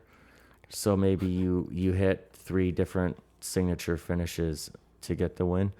But yeah, no, that bugged me. I think also just with the editing of the show, it just felt like he kind of popped up and rolled in, and then they just continued on their feet. Well, look at this, people. Byron grew some balls. He actually found something he didn't like about a show. It's normally me, and everyone's looking at me like, oh my God, you said something bad about Lucha Underground. But look, people, I think that we criticize not because we don't love the show, not because we don't think it's probably one of the best shows on television, but because if your friends don't say it, no one will. Like if I don't tell you you got food on your face, then I'm an asshole friend, and I'm a friend of this product. And if we come up with something that we don't like, people, that's because us saying it as real fans of the program. Hopefully, that's the stuff that will get changed and get better.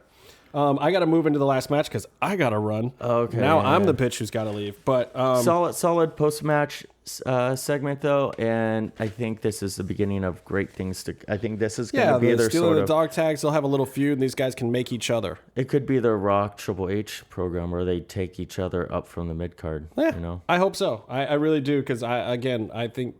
Marty's one of my favorite characters in Lucha Underground and the biggest bumper in the world. And I think that Killshot's probably my favorite wrestler right now. I like some of the innovation in the moves that he's doing, and we'll see if he can keep it all together. Gift of the Gods, Aerostar, Sinestro, Tejano, Sexy Star, Joey Ryan, Mac, and asterisk Chavo.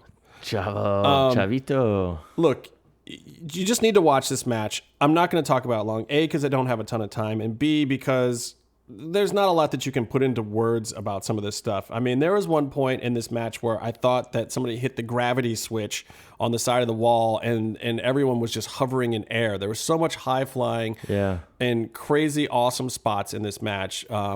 Different people working together. When you put 7 talented luchadors in a ring like that, and one luchadora. Yeah. Like what you get is just amazing to me sometimes. This is another, and this was not a long match. Like this is something that could have been longer. The Killshot Marty match was longer and felt more like a headlining kind of main event match. But this was the match that was needed to progress the storyline. So I don't want to get into the match itself too much, but good match. Everyone got to shine. The chain wrestling I thought was really good too with, Tejano, the way he works is just amazing Tejano's to me now. I didn't think I was going to like Tejano as much as I do. Like I've seen some of his AAA stuff and I wasn't all that impressed. I like him way more in Lucha Underground. Way more. Very, very impressed with Tejano these days. Sexy and Mac double teaming Joey Ryan I just thought was funny because it was like, that's got to be the first time Joey Ryan's ever been upset about being double teamed. Hey, sorry. It was just funny to me. Yeah, you had to. So, but then Cage comes in. He's throwing luchadors out of the ring.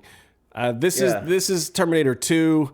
Now he's back and he's trying to save you. Come with me if you want to live. This is where Cage shows that he wasn't the big dumb goof in the first scene. Skynet becomes self-aware, as I said on Twitter last night, and oh my God, who knew Cage had some swerve skills in him? Yeah, he helps Chavo go over, which nobody saw coming. I didn't think that was going to happen. I was not at the temple for this taping.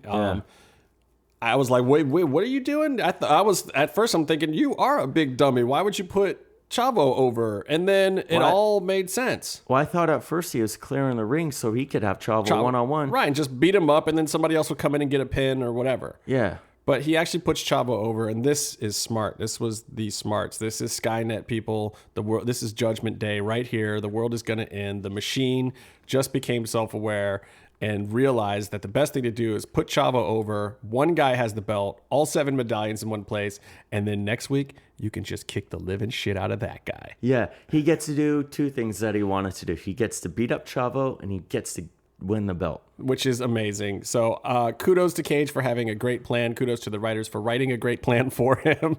Kudos to Chavo for sacrificing himself. He probably won't be around after next week. Hasta la vista, Chavo. So I think it was great. And then the show was over. Was it? Wait, it wasn't. So the whole show to me kind of felt like one of those like undercard shows, like in between a little bit, So did this little addendum put it over the top for you? 0 shades of 50 shades of gray. Yeah, 50 shades it was 50 shades of Miedo. No, this made me yell out loud. Like I was screaming at my television. This scene, for those of you who are not currently watching the show, involves Pentagon Jr. Tied up like Japanese rope porn style in like Vampiro's porn, little, but without the hooks and the skin. Yeah, like definitely Cenobite-esque or whatever is going on, and Vampiro just in a whole nother level of like anything you've ever seen from his character. Amazing.